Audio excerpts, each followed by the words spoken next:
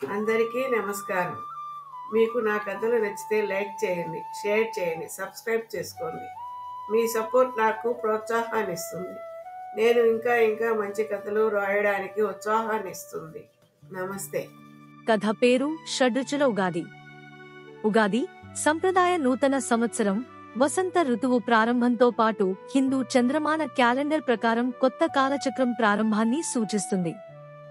దీని మూలాలు పురాణాలను, సాంకేతిక ప్రాధాన్యతను ప్రతిబింబిస్తాయి. ఇది తెలుగు సంప్రదాయ వారసత్వంలో లోతైన ముద్రను వహిస్తోంది.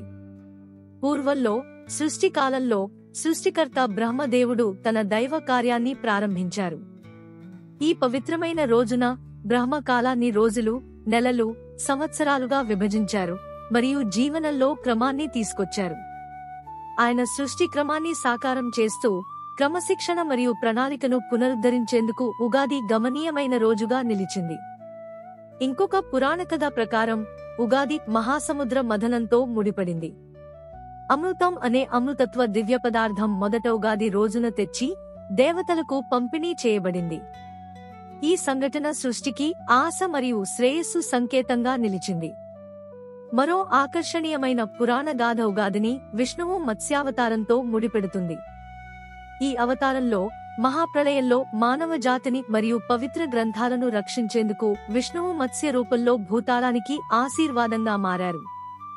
ఉగాది కల్పవృక్షంతో కూడిన పండుగ. దీనిని ప్రతి కోరికను నెరవేర్చే దివ్య వృక్షంగా భావిస్తారు. ఇది సమృద్ధి మరియు శ్రేయస్సును ప్రతిబింబిస్తుంది. ఉగాది పండుగతో పాటు కొత్త పంట ప్రారంభం అవుతుంది. ఉగాది పచ్చడి అనేది ప్రత్యేకం. 6 వేర్వేరు రుచులతో కలగలిసిన పచ్చడి కానీ పచ్చడి.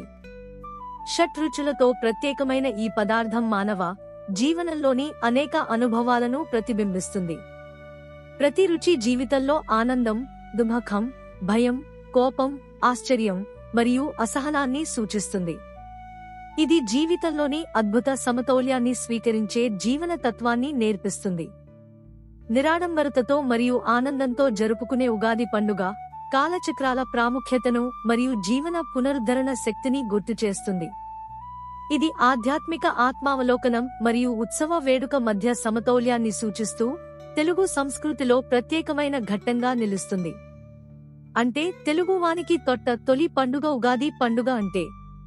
తెలుగింటి 16 ఆడపడుచు ఎంతటి వయ్యారంగా, సౌందర్యంగా, అద్భుతంగా ఎలా ఉంటుందో అలా ఉంటుంది ఉగాది పండుగ. ఈరోజు మార్చి 30, 2025 ఆదివారం. ఈ ఏడాది పేరు విశ్వావసు నామ సంవత్సరం. గతంలో ఈ ఏడాది 1905, 1965వ సంవత్సరంలో వచ్చింది. తెలుగు సంవత్సరాలలో ఇది 39వ ఏడాది. తెలుగు సంవత్సరాలు మొత్తం 60. కలియుగంలో ఇది 5126వ సంవత్సరం. ఈ విశ్వావసు సంవత్సరానికి అధిపతి సూర్యభగవానుడు. సూర్య భగవానునికి ప్రీతికరంగా సూర్య నమస్కారాలు, పూజలు, గోధుమలు గోమాతకు సమర్పించుకుంటే అన్ని శుభాలే కలుగుతాయి. విశ్వానికి సంబంధించిన ఈ ఏడాది అందరికీ శుభాలు, అన్ని రకాల ఆదాయము, మంచి ఫలితాలు లభిస్తాయి.